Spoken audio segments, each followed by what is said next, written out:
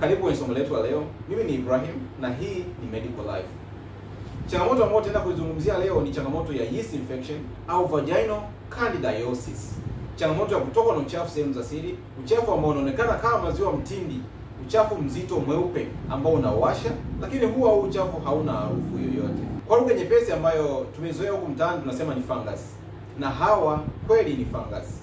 Lakini fungus hawa wamekuwa wakiwatesa wanawake, baadhi wamekuwa wakipona, lakini wengi wamekuwa wakistruggle na kuhangaika kila sehemu kuhakikisha wanapata suluhu, lakini mwisho wa siku wamekuwa wakitumia gharama kubwa na hawapati mafanikio kwenye madawa yote ambao wamewahi kuyatumia. Kwa hali ya kawaida, hawa fungus wao katika category tofauti tofauti. Wakati naenda kupambana na fungus wa sehemu za siri, kuna mambo ya msingi ya kuzingatia. Kuna makosa mengi ambayo wanawake mmekuwa mkiyafanya na yamekuwa yakiwagharimu au yakiwakosi mpaka kuwapelekea kwenye hizi hali ambazo mnahangaika nazo mpaka leo. Sasa kama ni mmoja kati ya wanawake wengi ambao wanasumbuliwa na hii changamoto ya candid, changamoto ya fungus ambao hawasikii dawa, umetumia dawa za kila aina, please usiskip hii video. Angalia hii video mwanzo mpaka mwisho, kwa sababu kipande ambacho utakiruka huenda ni kipande ambacho ndio informative, kina taarifa ambazo zinakuhusu wewe. Kuna makosa ambayo wanawake mmekuwa mkiyafanya lakini ndio wamekuwa yakiwagharimu, na makosa yenyewe ni haya yafuatayo. Kwa sababu kufanya haya makosa inaweza kuwa ni leading cause ya hicho ambacho unakihangaikia, ya hicho ambacho unasafa kila siku. Kosa la kwanza, kama una tabia ya kufanya dodging au kujisafisha kwa kuingiza kidole, epuka kufanya hili kosa, kwa sababu unaenda kudisturb normal flora, unaenda kudisturb bakteria walinzi ambao ndio wanakulinda kwenye zile genital parts, usiweze kuwa attacked na bakteria, usiweze kushambuliwa na virus, usiweze kushambuliwa na fungus. Sasa kama una tabia ya kujisafisha mpaka kuingiza kidole, I don't know what are you searching? Huwa anatafuta nini? Yaani ni kwa nini mpaka uingize kidole? Kwa sababu una tabia ya kujisafisha wenyewe automatically. Sasa kama unakuwa na tabia ya kujisafisha kwa kuingiza kidole au kufanya dodging kwa lugha nyingine, epuka kufanya haya makosa, kwa sababu yatakugharimu na safari yako ya kupona fungus wa sehemu za siri itakuwa ni ndefu sana.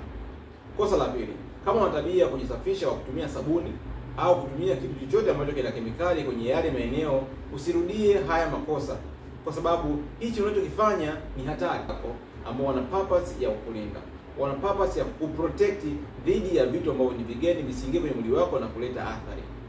Sasa unaofanya mistake au kosa la kujisafisha kwa kutumia sabuni, hata sabuni zenye dawa, kuna sabuni ambazo zinapatikana sokoni zina antibacteria, kuna sabuni zinapatikana sokoni ambazo zina antiseptics ambao ni very concentrated. Please, kama umekuwa ukifanya haya makosa bila ya kujua, kuanzia leo anza kubadilisha mfumo wako wa kujisafisha. Usijisafishe kwa kutumia sabuni, jisafishe kwa kutumia maji mengi, na ikitokea kuna haja ya kutumia sabuni, basi tumia sabuni ambayo haina kemikali, lakini there is no need kutumia sabuni kabisa, kwa sababu unajisafisha wenyewe automatically. Kosa la tatu, kama umekuwa ni mpenzi wa kutumia vitu ambavyo ni vitamu vitamu, ice cream, chocolate, biskuti, pipi, wakati unasafa, wakati unahangaika na fungus wa sehemu za siri, kiukweli safari yako inaweza ikawa ni ndefu sana, kwa sababu fungus, moja kati ya mazingira ambayo anayapenda, favorite environment kwake kwa yeye kuglow sana, ni mazingira yenye sukari nyingi.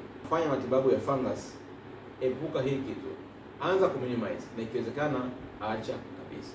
Mistake ya nne, kama umekuwa ukishiriki na multiple sex partner, kwa maana una wapenzi wengi, ni mwanamke lakini unamiliki mpenzi zaidi ya mmoja, hebu acha tabia. Ni tabia ambayo ni mbaya na inaweza kukuletea athari, kwa sababu fungus ni moja kati ya STIs, moja kati ya sexual transmitted diseases.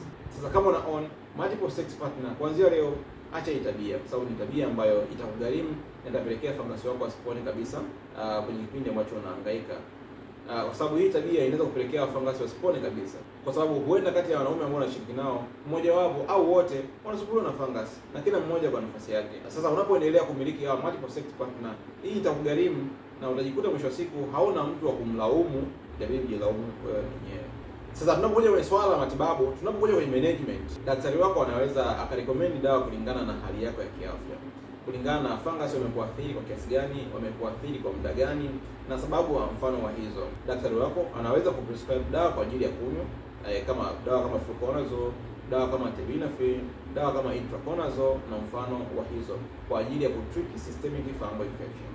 Lakini daktari wako anaweza kukupa topical au dawa za kupaka kama zile athari za fungus zimejitokeza mpaka nje ya maeneo ya uke. Lakini daktari wako bado anaweza kuprescribe dawa ambazo utakuwa una insert kutumia applicator kuweka ndani ya vagina kwa ajili ya kwenda kutreat au kuondoa wale fungus ambao tayari wako ndani kwenye vaginal canal.